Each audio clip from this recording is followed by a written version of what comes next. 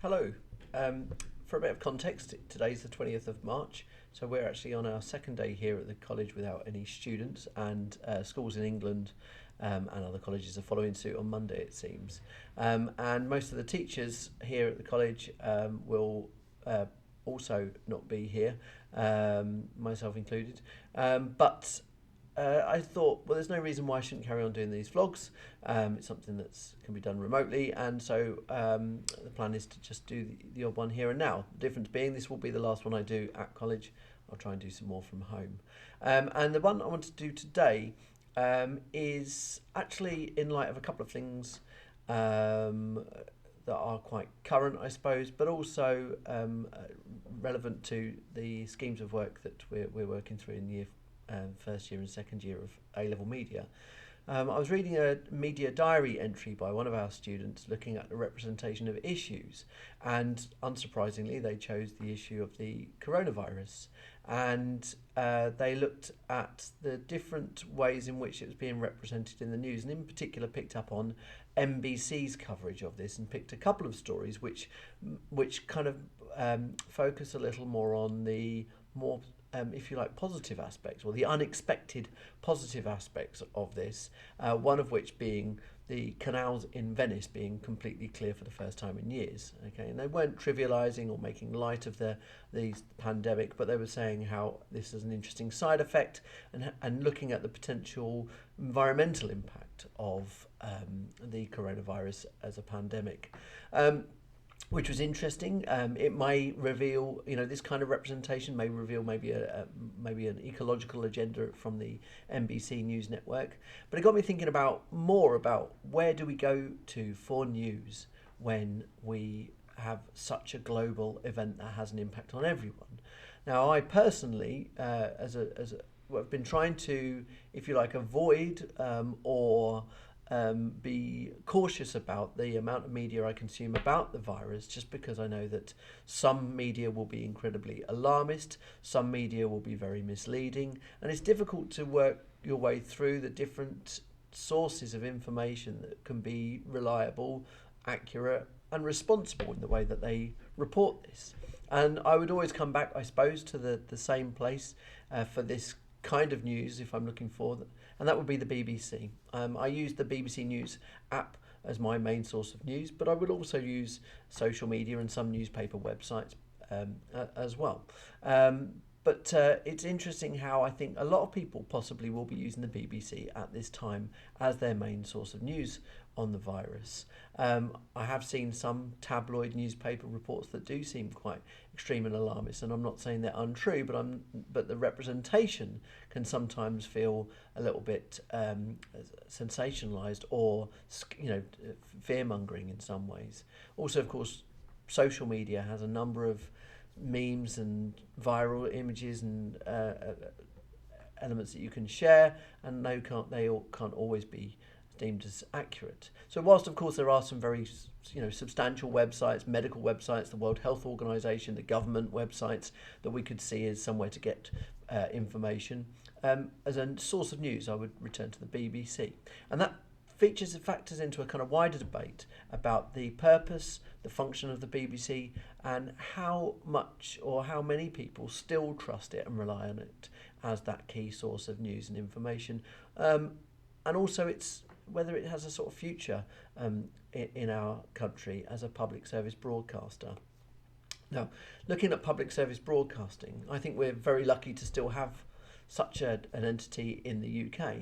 Most other countries have a dominance of commercial TV and commercial broadcasting paid for by big corporations and companies through advertising slots.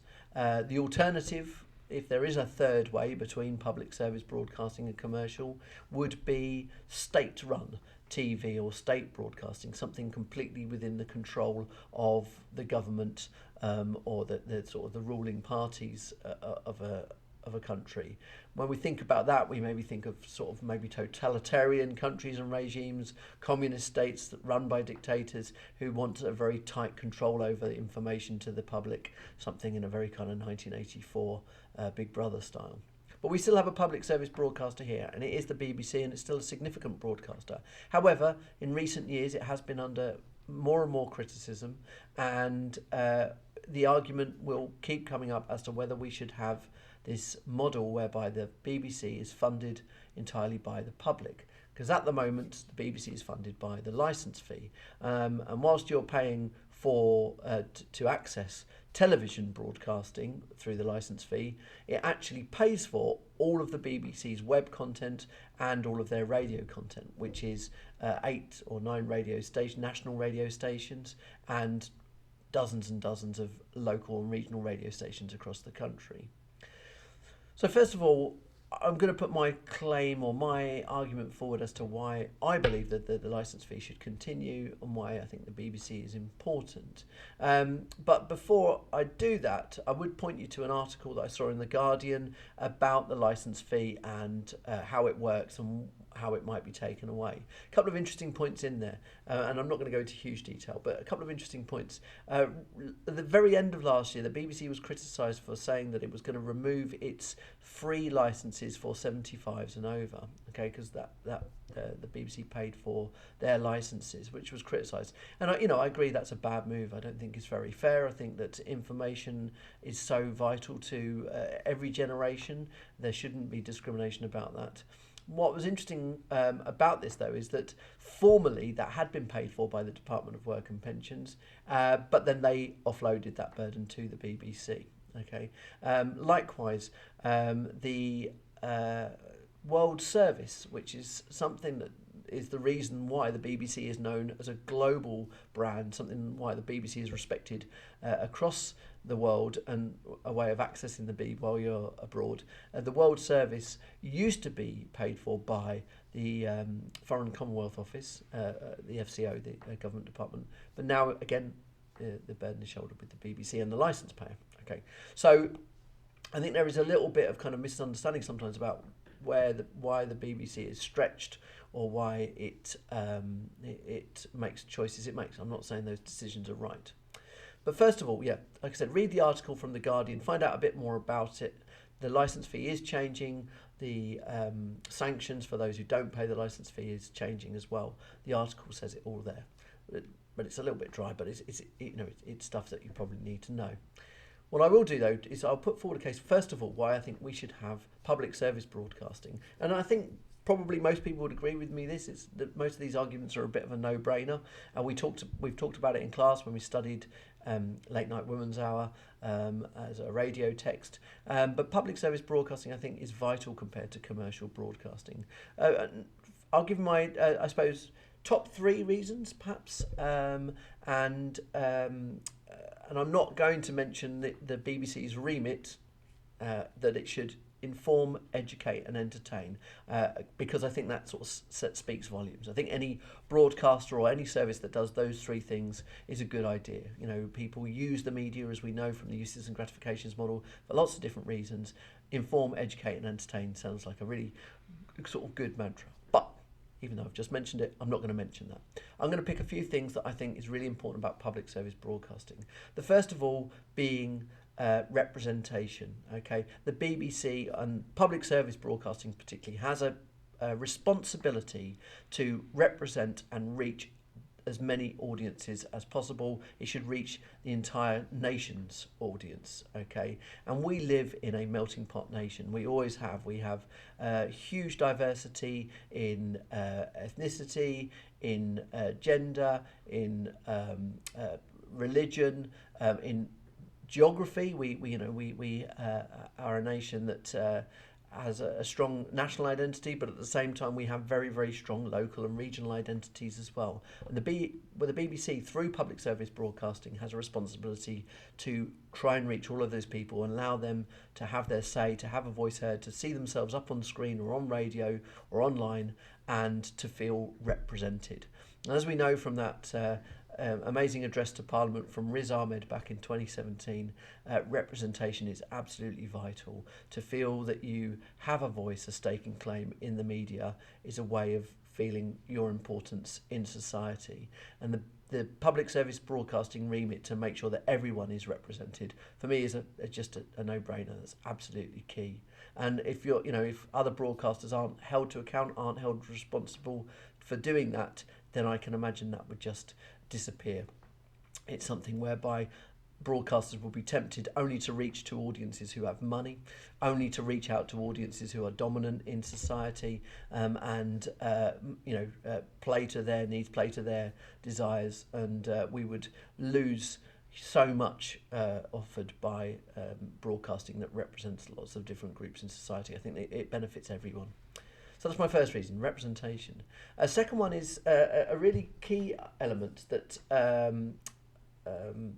the public service broadcasting does, is that it is there to champion creativity rather than commercial interests, and that's go through the programming as well as championing new talent, fresh ideas, and people who maybe see the world in a slightly different way. Television, the internet, all broadcasting, when it's commercially funded, runs the risk of becoming incredibly homogenous, becoming very, very samey. If you wanted to make money as a network, I'm sure you would do is broadcast reality TV shows and game shows, possibly the odd soap opera, and certainly a lot of sport to make your money. But by valuing creativity, you do get shows, TV shows that are interesting, output that is challenging and creative. And I think that idea of seeing a possible creative outlet rather than programs as just in terms of viewing figures or money made, I think is really, really important. And certainly the BBC has been a springboard for an incredible amount of creative people, and of course it has resulted in a lot of creative shows as well. So that's my second one, was creativity over commercial interests, as it were. And this third one is this is a slightly interesting or abstract idea that it sees its audiences as citizens rather than consumers. Okay, and that's partly to do with our place in society and that representation issue I mentioned before. But I also think it sees us as having a sort of responsibility to do our bit, to fit into society, to feel part of a community, as it were. I think that's a brilliantly, I suppose, a really lovely ethos for any broadcaster to have, is to sort of feel that it's part of something bigger than itself. And this is why I'm so protective of the BBC, because I think the important thing about public service broadcasting is actually that middle word, service. Whereas a lot of people are upset that they don't feel they get value for money with the BBC, or that they should, that they rarely use it because it's they use other broadcasters to get news, entertainment, to be informed, educated and entertained elsewhere, and they don't feel that they need to pay for the BBC. I think it still is a service, and an important one. And I think what I equate it to is, I think of it as the same way as I think of the National Health Service, the NHS, because the NHS isn't something that we always use all the time. In fact, we'd rather, obviously, in the case of health service, we'd rather not use it. But it is a service nonetheless, and it has a function, and it is a key part of our society, and it has a responsibility. And it's exactly the same with the BBC. It does have a responsibility. It is owned by all of us, and it should be part of our community. It's not a commercial interest trying to rinse us of money. It's something that actually wants to serve and provide for us. And if we don't feel like it's doing it, it's our job to hold it to account. For example, whilst I'm a vehement advocate of the BBC, I wasn't overly happy with the way it represented or reported on the recent general election. Now, does that mean I want it completely scrapped? No, not at all. It means that I have a responsibility to hold the BBC to account in whatever way I can. But I still think it has an important function. And I believe if it was scrapped, and if it's slowly dismantled, I think we would lose something that we probably wouldn't ever get back. But that's just my opinion. What do you think? You might agree with some of the points as to why public service broadcasting is important, but you might disagree that the BBC actually does that. You might feel that it's actually not living up to its remit, or you might feel that in an era where the internet dominates, something like public service broadcasting is obsolete, maybe a bit pie in the sky, far-fetched. there are lots of reasons to argue for and against, and it's not that one side would ever be right versus another side. Maybe I'm a bit old-fashioned and set in my ways. We'll see, but lots to think about there, and yeah, I'd love to know what you think as well. Okay, so as I said, this is the last time we'll be coming from F15 for a little while, it seems. I'll see how many of these I can do at home with a 3-year-old running away and the imminent arrival of a baby, possibly screaming or not. We'll see. But anyway, stay safe, and I'll speak to you soon.